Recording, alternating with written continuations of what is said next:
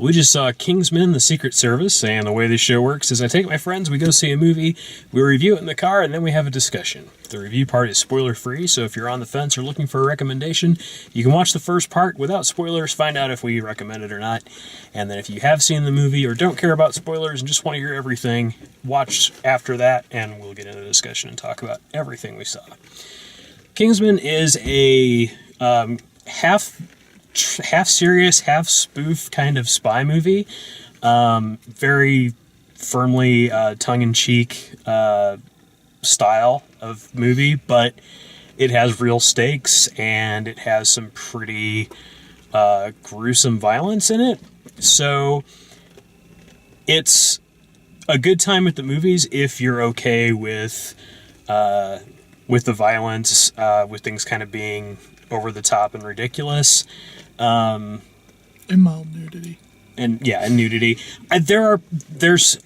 So as far as like recommending it, because it's pretty easy to decide if it's a movie for you or not. You know, if you're interested in a kind of funny action movie, spy movie, whatever you want to call it,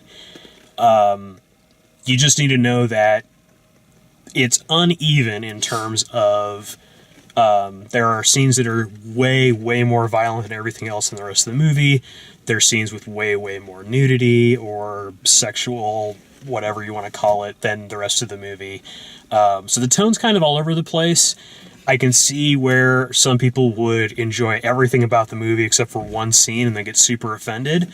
And it won't be the same scene for everybody, but I can see that sort of thing happening. But other than that, it's really good. It's certainly one of the better action movies to come out in the last couple months. Colin Firth is very good. Samuel L. Jackson plays a very, very silly villain, and it works because it's Samuel L. Jackson to the degree that you can stand Samuel L. Jackson being silly. And if you can't stand him being silly, then he's not in enough of it really to ruin the experience either. His scenes are quick and they're dumb, but they're dumb on purpose. He's supposed to be an over the top, ridiculous villain. He's supposed to be, Goldfinger, but Sam Jackson playing Goldfinger. But anyway, that's my review. I thought it was all right. I thought it was a decent spy movie, decent spoof. The comedy's there. It just does have those moments that are like, they just felt like they needed to have a super violent scene, or they felt like they needed to have a super shocking something happen, and that super shocking something happens, and it's funny, and it's probably the thing that people will talk to their friends about and make the movie more successful. So, what do you guys think? I liked it. I thought overall it was good. I mean, you got comedy, you got seriousness, you got the spy aspect. I mean, it was good. The casting was really well. All the characters were good. Mm-hmm. There was a plot, and I don't know. It kind of left room for potential something more. Good movie. I think anybody who's interested in a spy or anything like that would enjoy it. Okay. Yeah, I enjoyed it. It was good entertainment. For me, it was kind of like, it's not as serious as, say, like a James Bond kind of movie, but it's not as farcical as Austin Powers. For me, it was almost right down the middle. Yep. In terms of, like, just the feel of it. There's some kind of cool action stuff. Nothing's too, like, far out of the ordinary from other films like we've seen, but definitely enjoyable. It's a good couple hours of entertainment. Mm-hmm. I actually had a blast watching it. It was funny. It was action-packed. It doesn't take itself too seriously, but it still manages to have some pretty high stakes going on. I found Samuel L. Jackson's scenes grating, but necessary. So they didn't bother me quite as bad as they normally would have. In a lesser movie, I think they would have bothered me quite a bit. There are some things definitely that can be seen as offensive, but all in all, if you can open your mind, set those things aside, and just chill out and watch a movie, it is definitely one to watch. It is funny. It's good. Okay, so that's the review. If that sounds like a movie you want to watch, don't let us spoil anything. Go check it out in the theater and come back for everybody else, we're gonna get into the other stuff. Yeah, I think the secret formula here is that the characters are really well grounded, which gives it a lot more weight and a lot more. It makes the stakes feel real. It makes things feel a bit more heightened when things start to go wrong. But then all the situations that they're in and the minute-to-minute action is so ridiculous that makes the comedy part of it work. Yeah. You know, Kind of plays off each other. Yeah, it's sort of, and not that this was like my favorite movie or anything, but it kind of reminded me of like the first Expendables movie, where everything is over the top and ridiculous, but the characters are still, semi. They're real enough within the movie. Yes. It's like, yeah. In the world of the movie, they're real. Like when one of them gets hurt or killed or something, it matters. It makes a difference. Movie. Yeah, for sure. They don't just write it off as, well, guess we lost him. Yeah.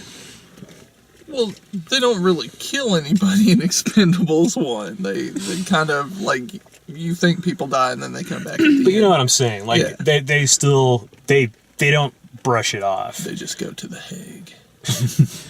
I don't know why we're talking about it. I'm sorry I brought it up. I get what you're saying. What I thought was fairly strange, and I don't know if the movie they were trying to make a stark separation, but it kind of felt like it couldn't find its identity. In one scene, you're like dead seriousness, and then in the next scene, it's almost pure comedy. There was also a lot of stuff where I felt like characters, especially in the second half, were sort of, every character was off doing their own thing, and sometimes the tone would shift depending on which scene you were following or who you were following. And it seemed to me like there's probably an alternate edit of the movie. Like, they probably have a PG-13 edit of this movie if they decided they wanted to go that route, or a TV edit of the movie, something like that. Yeah. Because it felt like there were a lot of scenes that were good and were funny or whatever, but it also felt like you could take 15 scenes out of that movie and still have the same story and not have lost anything. Yeah. Just lots of, goofy, over-the-top scenes or action scenes or whatever. Yeah. Yeah. They were working different ways. Yeah, like, I mean, that church, outside of revealing the plan, which by that point we kind of really all knew what was going on, that church scene was just pretty much senseless violence. Yeah. Well, like, It was all set up for that. That was the the berserk scene. but right? things like the girl taking out the satellite with the balloons, it's like, didn't need to be in the movie. No. I mean, wasn't that important? Certainly didn't warrant like the 4 or 5 times that we cut to her and Yeah. Show her It was trying to just do to her thing. create the artificial sense of tension, by cutting away to different things. Like, she's doing that, they're doing this, They're and all- Yeah, and to like keep her alive for the next movie and not get rid of her character because she was the one that passed and everything. But they found something for her to do that wasn't really connected to the action. yeah. And a lot of the scenes with, and I don't know the actor's name, but the Eggsy character toward the end were the same thing. Where like as soon as he left the plane, it was like he's just on his own doing his own thing, and none of these scenes are really like they really don't need to be there. Yeah. They're just Fillers. sort of disconnected wrap it up, stuff kinda. until Yeah. we obviously are going to see him Yeah. get to Sam Jackson eventually, and What that'll was be it. interesting was they kind of make him and that one girl bond, almost like they're about James Yeah, I to thought do they were Bond. going to get together. You just ruined everything I had to say. I don't even want to say it anymore. Her character was good, but I don't necessarily see how it was necessary for her to become the next Kingsman. I feel like he could have done it and just kind of scooted her character out. Well, that's kind of like two things. They brought her in and they bonded kind of like they were going to make her the love interest. Yeah, that's what I thought. And then he ends up bagging the princess. Well, I mean, you've got a princess. But that's also like that's spy movie stuff. Yeah. Like the spy has to like get whatever girl there is like an Archer in the situation. movie. Yeah, I've been thinking of Archer at It's kind times. of too. Archer. Yeah, that's what this is. It's live action art. Well, no. Oh my god. And what I was trying to get at with the girl character was they found something for her to do that fit and was disconnected because they didn't want to. They didn't like at that point in the story. Killing her off would have been overkill. It would have been too much. Or having her turn evil would have been too much. Like, Yeah. she needed to be on the same side, but it was also a thing where they decided to have her shoot these disconnected scenes for whatever reason, and what it led to was they could edit the movie down to where, you know, there's either less of Eggsy's scenes and or less of her scenes Yeah. at the end. That third act can be compacted super tight Yeah. compared to what they had in this edit. I will say this: after we lost the Colin Firth character, for a little bit of the film just went down a little bit. It was held up by action after that. Yeah, it's true. Yeah, It's true. Colin Well, we lost Firth him was twice. definitely great. Mm-hmm. And one of the reasons they had the girl go out into space, at least I felt, was another tongue-in-cheek reference to another movie. Yeah. That she was wearing what looked like a power loader out in space. Yeah, I didn't think of that, but that's true. I also think that losing Colin Firth and losing Michael Caine means that they're not going to try and launch this as a series, because they killed those two and Sam Jackson. in which Like case how- it is a bit disjointed. In which case, because they didn't wrap it up nicely enough with the other guy left over, the girl, and with Eggsy, like how they all related after that. Yeah, Like you say, it was all they separate. said was that someone else took over the tailor. They said someone took over the tailor shop, which I assume is Merlin. I mean, unless it's one of the other Kingsmen, and they just didn't feel like saying who it was, Yeah, because they didn't introduce us to anybody else. that's right. I mean, yeah. they've... But they didn't say for sure. Like, I mean, they left it open, but I'm just saying, like,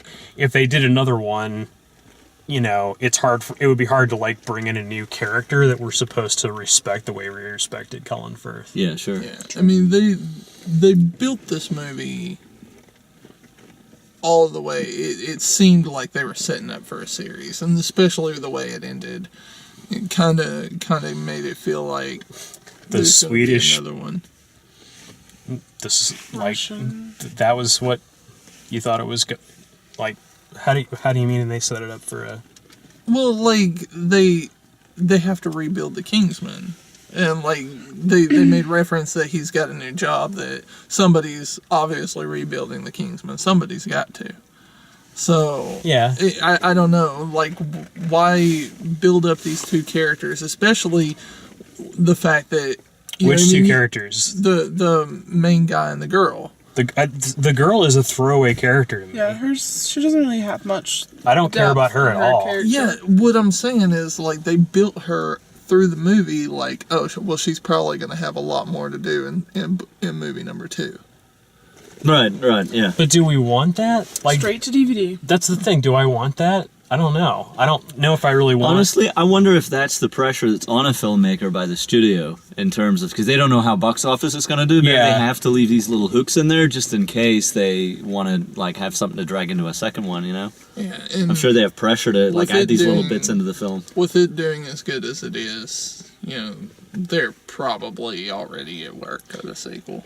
I mean, I could see it going the Archer route, but honestly, like, mainstream audiences aren't going to expect a Another. like a James Bond type character to team up with a female character, and having a female like spy character in a spoof movie, like, there's no precedent for that. So what are you spoofing? Like, what's the female James Bond that you're Kingswoman. spoofing? Yeah. It doesn't make any sense. Jinx from Die Another Day. Yeah. Now, you know, if the princess like starts her own franchise, like she has her own movie after this. Kingsman. She hires him. It's gonna to be detail. it's gonna It'd be be funny if they did Yeah. like Kingsman Triple X. She gets the- stuck in a different the car. parody. Don't know if that's going to be released in theaters though. It's gonna be an extended like Blu-ray special edition thing. Extended That's what chunk. it is. Extended. It's that unrated edition you were talking about. All of those fight This ain't scenes. Kingsman. There you go. Thanks for watching our review. If you like the way we do these, please like the video, subscribe, share it with your friends. Check out all the written and video reviews over at dalemaxfield.com. Thanks for watching.